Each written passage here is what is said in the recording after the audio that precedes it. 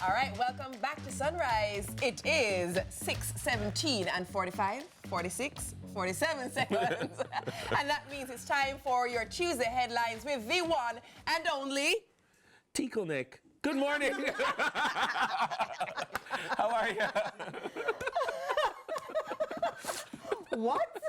I thought you were going to do it. Yeah, me too. I was like, ooh, I thought you were going to do it. I was like, let me see what Yendi's going to come up with. She's like, nope. My problem is I sit here with anticipation for what Dennis is going to say. Me not take that joy from myself because I love it. Fair enough, fair enough, fair enough. Good morning. Morning.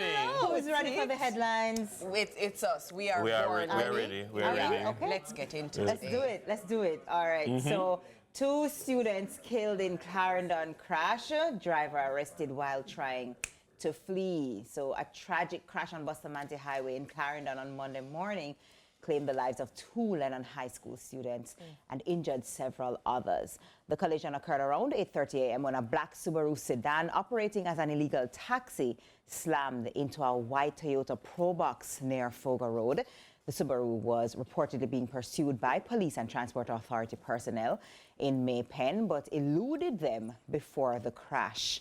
Authorities later confirmed that the driver who attempted to flee the island was intercepted at Norman Manley International Airport. The incident has sparked renewed calls for an improved public transportation system, with Lennon High's guidance counselor urging urgent reforms to prevent further tragedies. I was glued into this story a lot yesterday because it was everywhere yesterday. And there have been many reports coming in, but I did see a police officer make a statement saying that there, in fact, was not a pursuit. It wasn't the result of the transport authorities chasing after this individual. Apparently, they were going for the individual and decided to just ease back a bit, and they would get him in another way. They were able to identify the person already. So apparently it was not in the middle of a high-speed chase. And I see that all over in the conversations, but there was a police officer who clarified that yesterday. But most importantly, how unfortunate. How unfortunate and how unnecessary. And I say time and time again, where is everybody rushing to? What is the need for this constant rush, the constant speeding on our roads? Why? Why? And unfortunately, it is always the person who plays no part in the incident who ends up being the one who loses their life. It is very unfortunate. It is. One of the things I keep saying to people is that narratives matter. Yeah. Narratives matter. And so it's very often the way that we tell the story that ends up causing a perpetuation of a particular idea.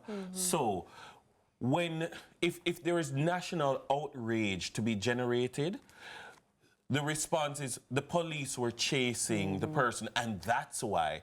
The person should not have been driving in the way that they were driving. Stop taking the responsibility from that individual. We have this thing like we're afraid of telling people to take individual responsibility. I saw a story the other day, the person crashed and because they were swerving from a pothole. If you were not speeding, you would slowly you could have slowed and moved. There's no pothole that can cause you to swerve so much that you crash and kill yourself. There's no cause of accident, pothole. The speeding. You were speeding. Call it for what it is. What is the rush? And we who work in the media, those persons, our colleagues in the media, whose job it is to write stories, need to write the stories for what they are. Correct. Stick to the facts. Stop editorializing. Write the story for what it is. You know, and sometimes it's almost like we're looking for an excuse. And when you look for an excuse, you will find one.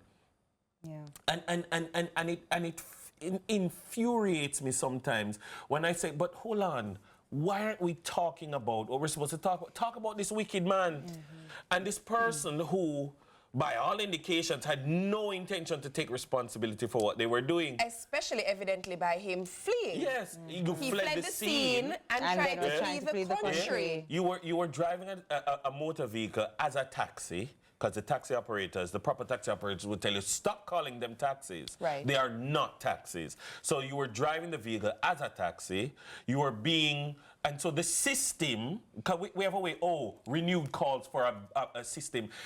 There are problems that are systemic problems, and there are problems that are people problems. Yeah, and individuals. Any system that you design, if you have ill-disciplined people, they will run amok of the system. So stop calling it a systemic problem. It's almost like sometimes politicians and policymakers and people in authority who are afraid to tell people that you have to take responsibility. They will make it a systemic problem or make it a law problem or make it a policy problem because what they want to suggest is if you put me in charge, then I can present a better set of systems. It's like not a systems issue. It's an ongoing blame game. It is the fact that there are things that are within control of governments and systems, as Dennis is saying, but there are other things that come down to personal responsibility. Exactly. And that is just it. And it's very easy to point outward. But you have to say the unpopular things to people to say, this individual and people like him or her, you are the problem and you need to take responsibility. Correct. Not no system. Because you're bringing a new law. You're bringing a new regulation. You're bringing a new policy. The regulations and laws and policy, they are designed by assuming that people are going to conform if you put in place these checks and balances. So some would debate and say then the issue is then enforcement. That's what some would say. Yeah. Why have certain speed limits if we don't enforce them? Why have, and then why is there the ability to have 100 speeding tickets and still be driving? Which is again comes down to enforcement, right? So then you increase enforcement because what they were doing, the Transport Authority, they were enforcing. Because they must say, you're not properly licensed to be on the road. Him speed gone. Them say, all right, we'll catch him because we now have the systems. Correct. We have the systems. We've run your license plate. We know who you are. We know where you live. Yeah. And so, no, okay, we are going to find him. We're going to use the systems to find him. We don't even have to chase him. But because of how he is, he got kill off the people him. And because of how he is, he fled the scene. Yeah. And because of how he is, him up at the airport. Yeah. It's a him problem. It is. Yeah. And at the end of it, all we can say is condolences to everyone. Yeah, and then, we end up like, forever sending thoughts and prayers. Yeah. That's all. Yeah. Because we're not taking individual responsibility. Yeah. Thoughts and prayers until we're blue in the face. I've had enough of it. It comes down to personal responsibility. Personal responsibility. It does come down to personal responsibility. Well, next up, locals on board with new bus routes in St. Thomas. The Jamaica Urban Transit Company, the JUTC, has expanded its service to St. Thomas, launching 2 new routes, 701 and 702, on Monday. Route 701 connects Kingston to Ellis, while Route 702 serves Kingston to Morant Bay. This move comes as part of the parish's ongoing urbanization efforts and has been welcomed by residents, commuters, and local stakeholders. The buses will operate from 5 a.m. to 7:50 p.m. with key stops in Morant Bay at Wharf Road and Church Street, and in Ellis at Ellis Square and Albion, terminating at North Parade downtown Kingston. Acting JUTC Managing Director Owen Ellington noted that the schedules would be reviewed for potential adjustments based on demand. I love this. I love this so much. Expansion. We love this for us. Some years ago, I remember doing an outside broadcast in St. Thomas, and the conversation, I never forget. I didn't even know St. Thomas at the time was called the Forgotten Parish. Yes. And it was something that people just accepted that it's a forgotten parish. And I'm excited by the things that I see happening in St. Thomas, for St. Thomas. Absolutely. Whether it's the western side or the eastern side of the parish. I'm excited because now you're saying this is what development is supposed to do. When you hear the economy grew by X%, what does it mean for the improvement of quality of life of the ordinary citizen? And I'm seeing now when public transportation can reach them, yeah, man, I like it. Yeah, but also, you like it, but the citizens are happy. The residents, the locals are happy. Me said the way I see X, formerly Twitter, blow up about this yesterday. I never noticed because people are so they're welcoming the progress. That's what it is, because they feel like they're no longer the forgotten parish. Because they have highway. And now JUTC. Remember, I went to Wiki Waki on Sunday.